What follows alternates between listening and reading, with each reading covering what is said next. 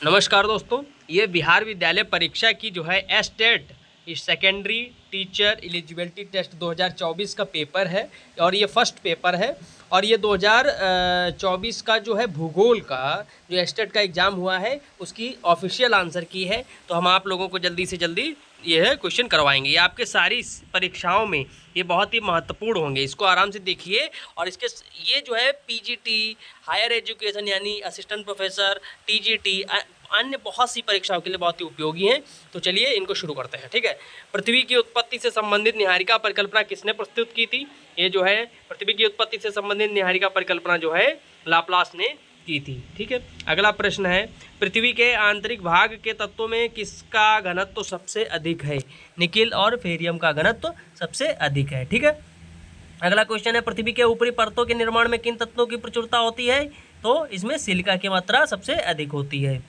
ठीक है, भूकंप की उत्पत्ति के स्थान के लंबवत धरातल पर के स्थान को क्या कहा जाता है? इसे एपिसेंटर यानी अधिकेंद्र कहा जाता है। अगला प्रश्न है, पर्वत निर्माण से संबंधित कौन सा सिद्धांत कोबर ने दिया?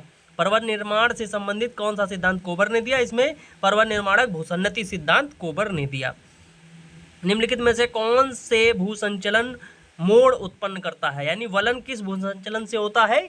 ठीक है, तो ये क्षैतिज जो है भूसंचलन से मोड़ उत्पन्न होते हैं। अगला प्रश्न है, लैपीज कहाँ की भू आकृति है? लैपीज किन क्षेत्रों में बनती है? तो लैपीज जो है वो चूना पत्थर के क्षेत्रों में बनती है। ठीक है, अगला प्रश्न है, व्हाट इज फ्रंट यानी वाताग्र क्या है? वाताग्र क्या होता है? यह दो विरोधी वायु राशियों को अलग करता है। वाताग्र वो ढलुआ क्षेत्र होता है जो विरोधी वायु राशियों को अलग करता है। ठीक है, अगला प्रश्न है, किसने जलवायु के वर्गीकरण में संभाव्य वाष्पोत्सर्जन का प्रयोग किया? जलवायु के वर्गीकरण में संभाव्य वाष्पोत्सर्जन का प्रयोग, तो इसमें जो है इन्होंने कोपेन माना है, लेकिन संभाव्य वाष्पोत्सर्जन का प्रयोग जो है कोपेन ने नहीं बल्कि थॉर्नवेट ने किया है। ठीक है, अगला प्रश्न है, जलवायु परिवर्तन का कारण क्या है? जलवायु परिवर्तन का कारण जो है शक्ति उत्पादन, वस्तु उत्पादन, वन नाशन या इनमें से सभी। तो जलवायु परिवर्तन का कारण है इनमें से सभी। अगला प्रश्न क्या है, निम्नलिखित में से कौन अदृश्य संसाधन का उदाहरण है? तो इसमें अदृश्य संसाधन का उदाहरण जो है मानव कौशल है। ठीक है, बाकी जो है भारत में निम्नलिखित में से किस प्रकार की मिट्टी का क्षेत्रफल सर्वाधिक है? तो भारत में सबसे अधिक कौन सी मिट्टी पाई जाती है? जलोढ़ मिट्टी।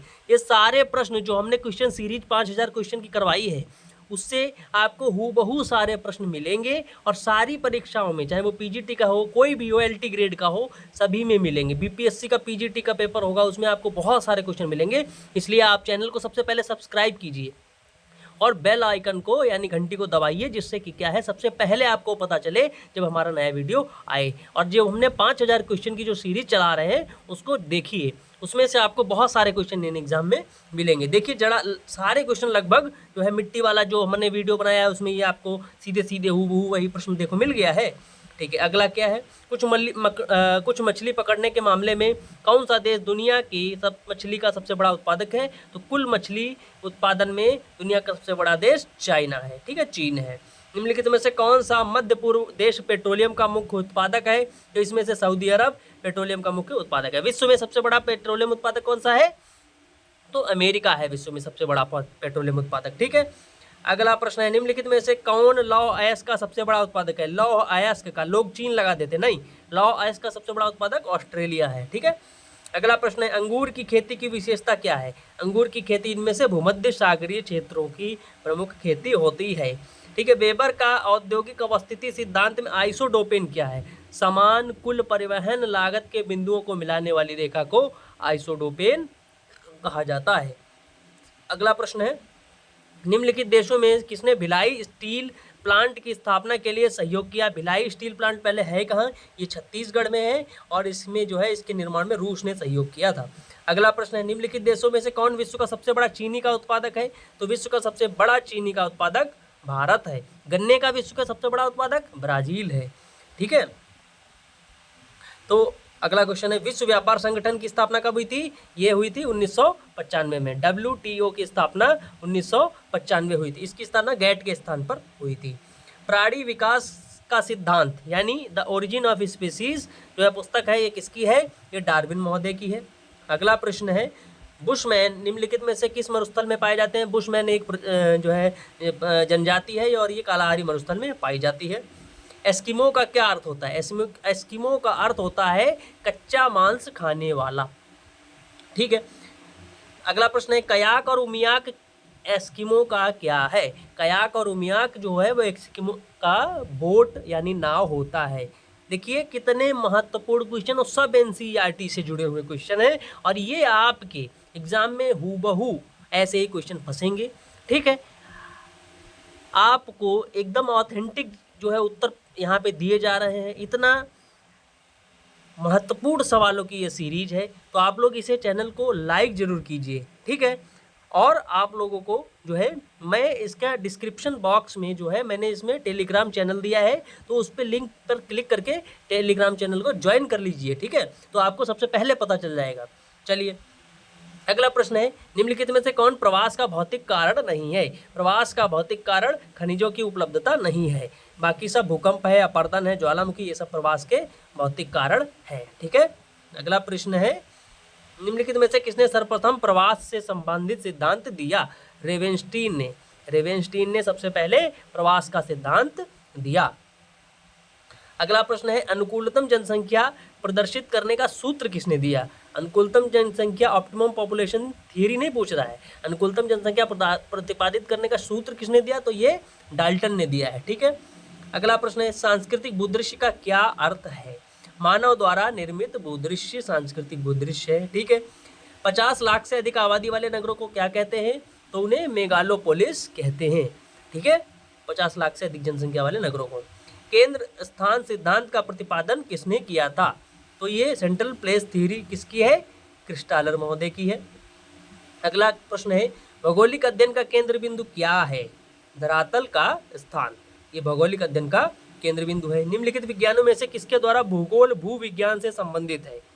ठीक है, कौन सा भूगोल भूविज्ञान से संबंधित है? तो ये भूआकृति विज्ञान है। ठीक है, निम्नलिखित में से किसने अल्माजेस्ट नामक पुस्तक लिखी है?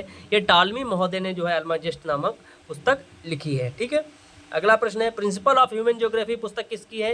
ये विडाल डी ला ब्लास, ये फ्रांस के जो है महान विद्वान है विडाल डी ला ब्लास, इन्होंने प्रिंसिपल्स ऑफ ह्यूमन ज्योग्राफी पुस्तक लिखी है।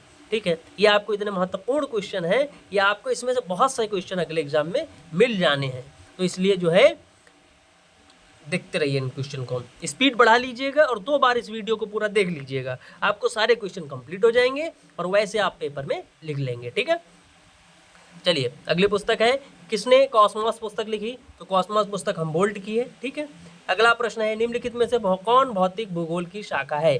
तो भौतिक भूगोल की शाखा पर्यावरण भूगोल है। ठीक है, अगला प्रश्न है निम्नलिखित में से कौन मानव भूगोल की शाखा है? तो मानव भूगोल की शाखा जो है नृजाति वर्णन है। ठीक है, भूगोल में मात्रात्मक क्रांति की शुरुआत कब हुई? तो भूगोल में मात्रात्मक क्रांति की शुरुआत 1950 के बाद हुई। मानववादी भूगोल किसकी प्रतिक्रिया में हुआ? तो मानववादी भूगोल जो है वो मात्रात्मक क्रांति के विरोध स्वरूप हुआ। मानववादी यानी ह्यूमनिस्टिक शब्द का सर्वप्रथम प्रयोग किसने किया? तो ये टुआन महोदय ने, YF टुआन ने किया। निम्नलिखित में से कौन जीव मंडल का घटक है? तो स्थल मंडल, वायुमंडल, जलमंडल, तो ये सारे जो है जीव मंडल के घटक हैं, तो इसलिए इनमें से सभी। पारिस्थितिक तंत्र को कार्यान्वित करने के लिए ऊर्जा का अंतिम स्रोत क्या है? तो ऊर्जा का अंतिम स्रोत होता है सूर्य। ठीक है, अगला प्रश्न है निम्नलिखित में से कौन मानव जनित बायोमास का एक उदाहरण है? मानव जनित बायोमास का एक उदाहरण इसमें कौन सा है? कृषि भूमि है। ठीक है, अगला है किसी पारिस्थितिक तंत्र के विभिन्न घटकों के माध्यम से पोषक तत्वों का संचलन क्या कहलाता है? जैव भू रासायनिक चक्र कहलाता है। ठीक है, तो ये आपके 44 क्वेश्चन हुए हैं। अगला क्वेश्चन है जैव विविधता अधिक समृद्ध किन क्षेत्रों में है? ये उष्णकटिबंधीय क्षेत्रों में होती है। ठीक है, कार्टाजेना प्रोटोकॉल, मतलब कार्टाजेना प्रोटोकॉल ये किससे संबंधित है? ये जैव सुरक्षा से संबंधित है। ठीक है, कार्टाजेना प्रोटोकॉल। ठीक है, अगला सतत विकास शब्द किस वर्ष अस्तित्व में आया? तो ये कब इस अस्तित्व में आया? 1987 में। सस्टेनेबल डेवलपमेंट कब आया? 1987 में। ठीक है, 87 नहीं 1980 इसमें दिखा रहा है। वैसे सतत शब्द किस वर्ष अस्तित्व में 1987 होता है, ठीक है। इसमें करेक्ट आंसर 1980 को माना है, ठीक है। अगला प्रश्न है, भविष्य में उपयोग के लिए वर्षा जल संग्रह क्या कहलाता है? भविष्य में उपयोग के लिए वर्षा जल संग्रह जो है उसे क्या कहेंगे? उसे कहेंगे वर्षा जल संचयन। प्राकृतिक पर्यावरण आधारित पर्यटन क्या कहलाता है? प्राकृतिक पर्यावरण पर आधारित जो पर्यटन होता है उसको इको पर्यटन कहते हैं। सामान्य से अधिक लंबी और शुष्क मौसम की अवधि को क्या कहा जाता है? तो ये क्या कहते हैं? इसे आपदा कहते हैं या सुखाड़ कहते हैं। तो इसे सुखाड़ कहते हैं। सामान्य से अधिक लंबी शुष्क मौसम की अवधि को सुखाड़ कहते हैं, ठीक है। ये हो गए 50 क्वेश्चन भूगोल से जुड़े हुए। तो वीडियो आपको अच्छा लगे तो लाइक, शेयर और सब्सक्राइब जरूर करें। इसका दूसरा पार्ट आपको आगे के जो 50 क्वेश्चन होंगे वो अगले वीडियो में आपको कल मिलेंगे, ठीक है। आप लोग जो है डिस्क्रिप्शन में जाके, ठीक है, जाइए आराम से मोर कर दीजिए और आपको हमारा टेलीग्राम चैनल मिल जाएगा, ज्वाइन कर लीजिए। बाकी जो है मैं व्हाट्सएप नंबर हमारा उसमें रहेगा हमारा डिस्क्रिप्शन में, आप हमें व्हाट्सएप भी कर सकते हैं ताकि मैं आपको एक ग्रुप में अच्छे से जोड़ दूंगा और आपसे सीधे जुड़ जाऊंगा, ठीक है। चैनल को सब्सक्राइब करना ना भूलें। तब तक के लिए विदा लेते हैं, धन्यवाद।